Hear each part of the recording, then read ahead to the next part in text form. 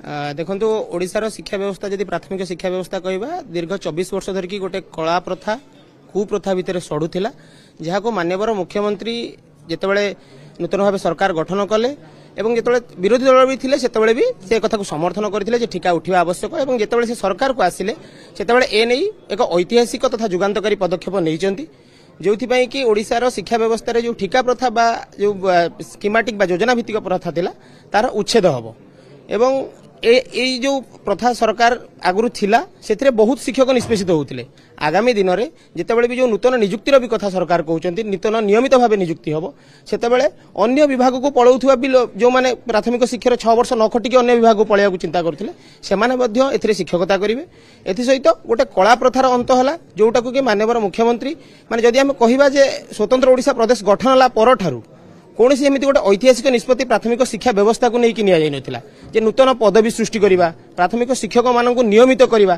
यह एक निहाती भाव ओडिशार शिक्षा व्यवस्था को सुदृढ़ कर जनसाधारण मानक उपकृत कर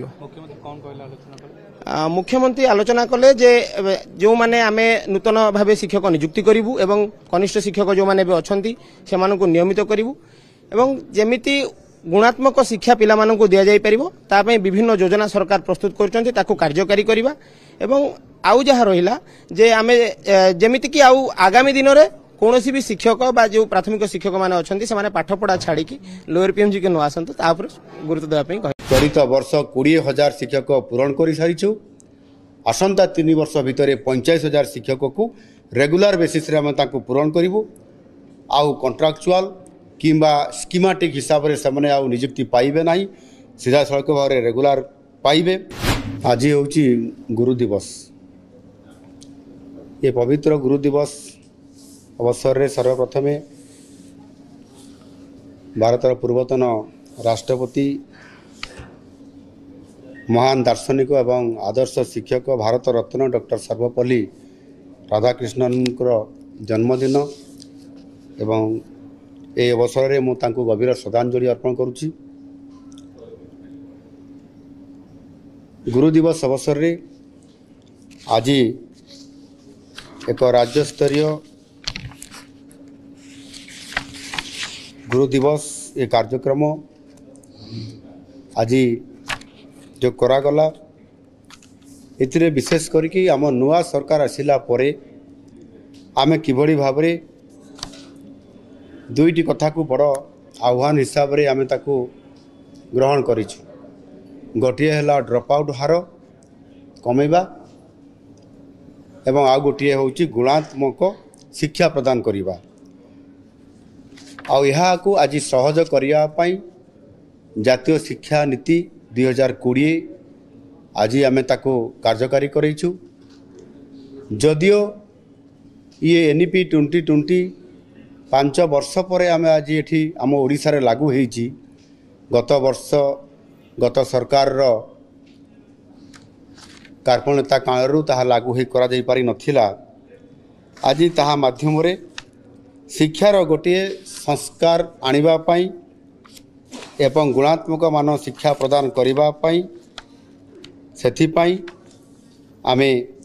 आमर यशस्वी प्रधानमंत्री नरेंद्र मोदी जी मार्गदर्शन रे नेशनल करिकुलम फ्रेमवर्क जहाँ कि जातीय पाठ्यक्रम ढांचा आज आम ताको कार्यकारी करूछु ये ढांचा माध्यम रे आम शिक्षक मानक माध्यम रे पिला माने किभली भाव रे अधिक सृजनशील एवं स्वावलंबी हो पारिबे आ सेथि पई आमे गत वर्ष गुरु दिवस रे आमे निपुण ओडिशा एभली कार्यक्रम को आरंभ करथिलु आज तार वर्षे पूरण होईची गीत गप खेल एवं विभिन्न आकर्षणीय कार्यक्रम माध्यम रे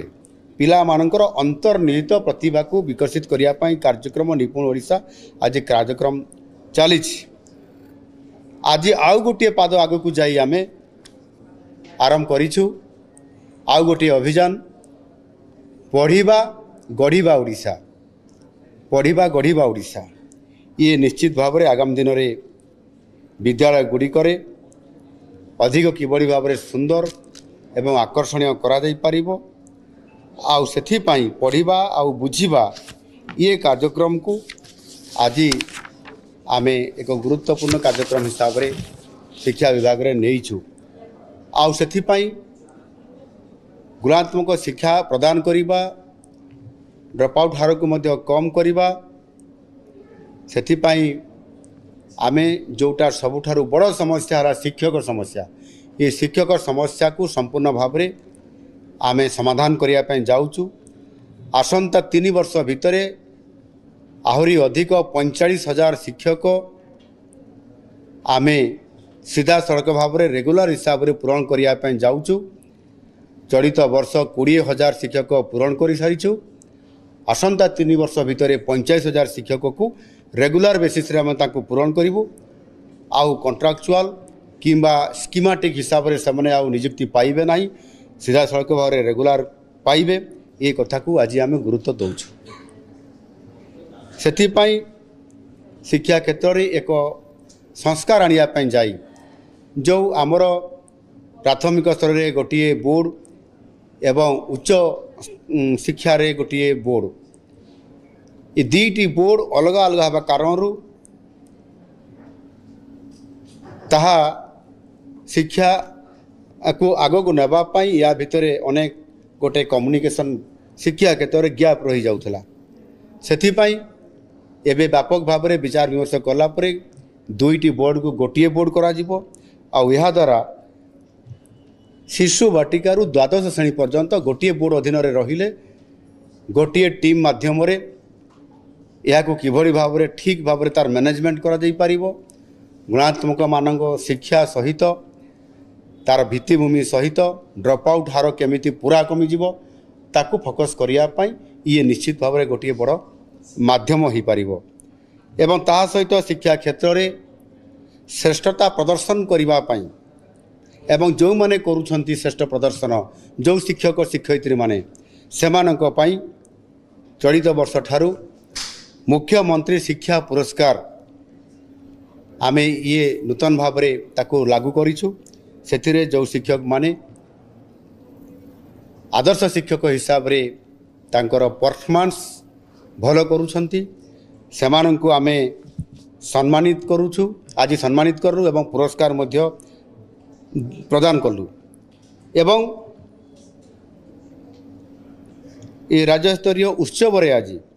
शिक्षा प्रदान क्षेत्र में जो जिलार परफॉर्मेंस मध्य जिला स्तर में जदि भल होउची से आधार में ताकू आमे प्रथम द्वितीय तृतीय स्थान हिसाब रे ताकू मार्क देकी ताकू चिन्हट करागला और से मानकु मध्य पुरस्कार और सम्मानित आज करागला सेथिरे प्रथम जिला स्थान अधिकार करिसंती झारसुगुड़ा जिला 3 कोटी टंका पुरस्कार आज पाइले से भली भाव में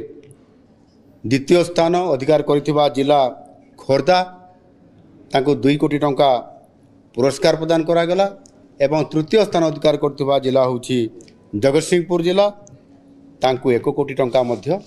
पुरस्कार प्रदान करा जायछि एहा द्वारा जिला मानक भितर मध्य गोटे प्रतियोगिता हबो किभली भाव में शिक्षा क्षेत्र में एक शैक्षिक परिवेश सहित पिला माने किभली भाव में भल पाठ पढ़ाइबा पई सेथिपाई ये जिला स्तर में मध्य जो माने जिला जो प्रशिक्षण प्रतिष्ठान अच्छी डाएट सिटी तांको भितर भी जो माने भल टीचर सेमानंकु पुरस्कार प्रदान करिबा 3 जन जिला शिक्षा अधिकारी को भी सम्मानित करबा पुरस्कार देबा 10 जन ब्लॉक शिक्षा अधिकारी को मध्य सम्मानित करबा और पुरस्कार देबा एवं साधारण भाव में 70 जन शिक्षक आदर्श शिक्षक हिसाब रे सेमाने जो माने प्रतिष्ठित करि पारिछंती सेमानकु मुख्यमंत्री शिक्षा पुरस्कार प्रदान करिबा ये कार्यक्रम करी आज एक शिक्षा क्षेत्र में गोटे बड़